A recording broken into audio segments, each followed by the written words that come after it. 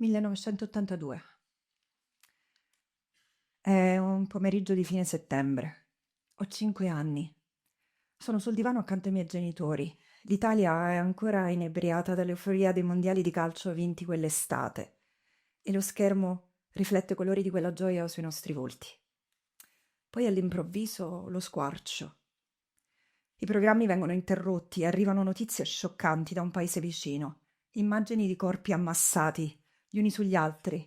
Non capisco chi siano, né cosa sia successo. Vedo solo corpi fermi, accasciati ai bordi della strada. Hanno i vestiti come i miei, quelli di mio padre e di mia madre. Alcuni sono solo pezzi di persone. Ci sono bambini tra loro. No, no, non dormono, mi risponde mia madre coprendomi gli occhi. Sotto lo sguardo di un generale che 20 anni dopo sarebbe diventato primo ministro, in meno di 48 ore 3.000 civili erano stati massacrati nei campi profughi a ovest di Beirut. Fu la prima volta che sentii la parola profugo e istintivamente lo associai a quei corpi riversi sull'asfalto, alcuni in posizioni tanto innaturali da far pensare a bambole rotte. 3 mesi dopo le Nazioni Unite definirono il massacro di Sabra e Shatila un atto di genocidio, un'altra parola per me nuova. Ricordo con chiarezza il sentimento che riecheggiava nei discorsi degli adulti attorno a me. Era una domanda piena di sgomento. Com'è potuto succedere? Come si è potuti arrivare a tanto? Anni dopo, a scuola, lessi un libro scritto da un uomo dal nome curioso. Aveva il cognome dei miei jeans preferiti, però il nome... Primo. Primo di che? Perché chiamare un figlio così? Mi chiesi. Il libro di quel Primo Levi, raccontava in prima persona un incubo, un luogo dove le persone smettono di essere persone, un campo grigio ricintato da filo spinato, dove ti toglievano tutto, i capelli, il nome, l'identità. Ti tatuavano addosso un numero, ti affamavano, ti umiliavano, ti usavano se servivi. Eri vivo, ma era come se fossi già morto. Condannato a lavorare nel fango, che non conosce pace, che lotta per un pezzo di pane, che muore per un sì o per un no. Anche le donne.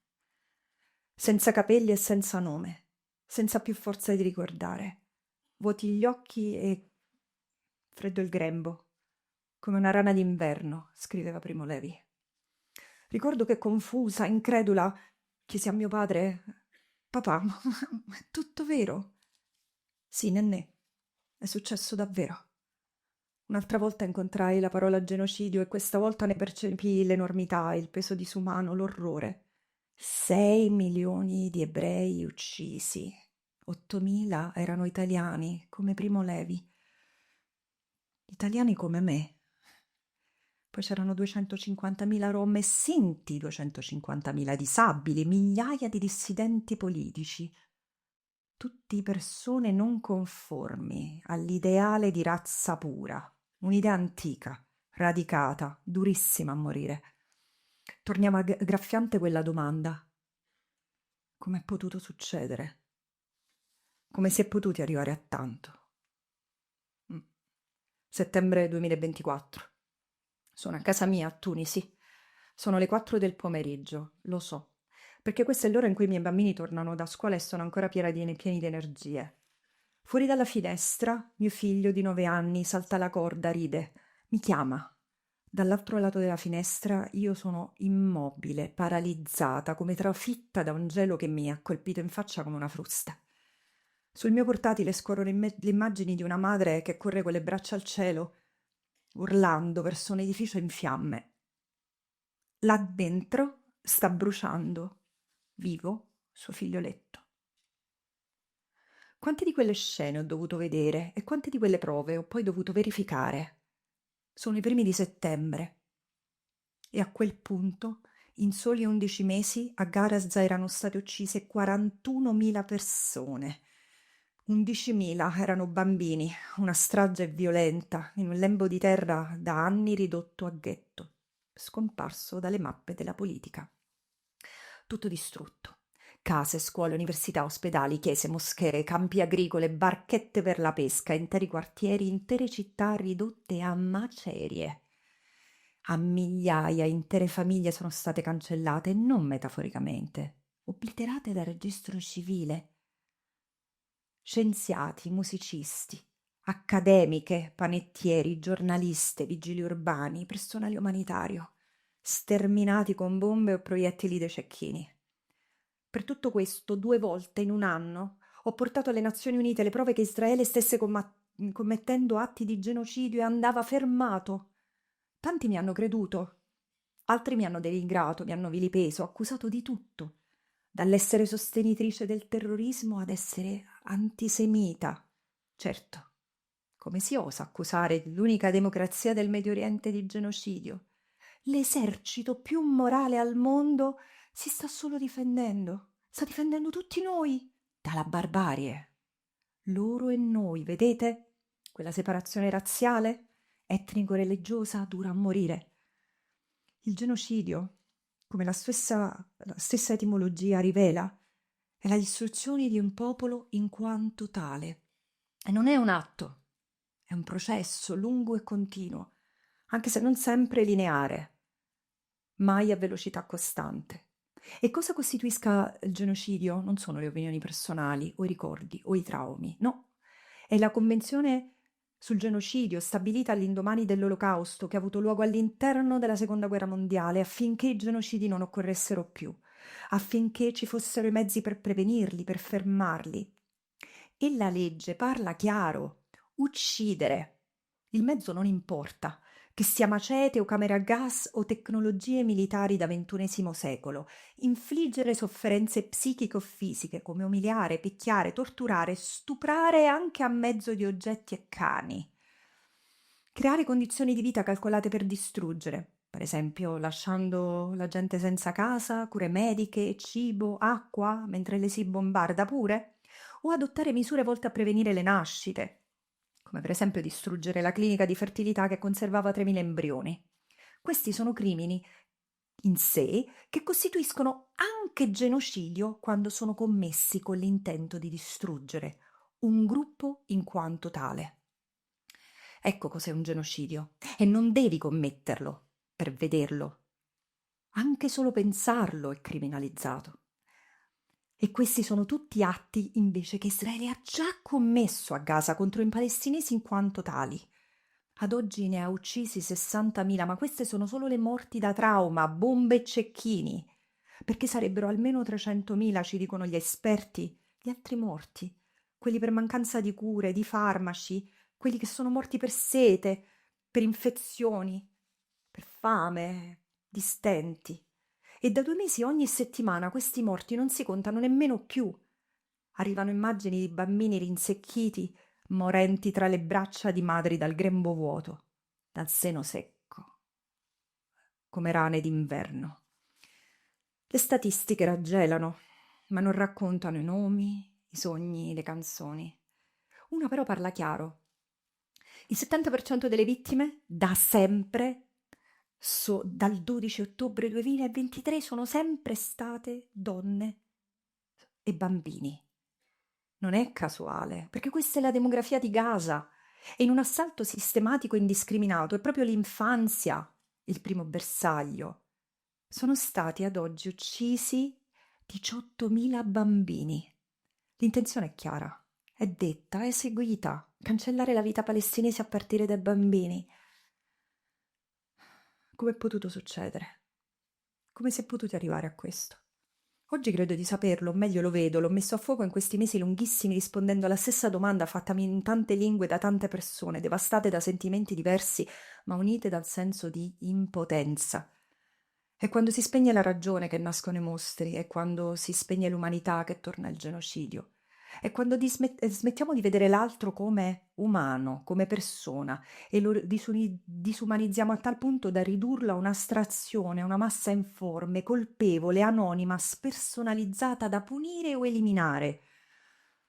Il genocidio è la disumanizzazione dell'altra portata all'estremo quando diventa ideologia e dottrina politica. E quindi oggi come è potuto succedere, come si è potuti arrivare a questo è importante ma non fondamentale. Oggi la domanda da porsi è come si ferma. Perché vedete, la legge ci dà gli strumenti per prevenirlo, per fermarlo e punirlo il genocidio, però prima bisogna vederlo. E il mondo oggi si divide in due.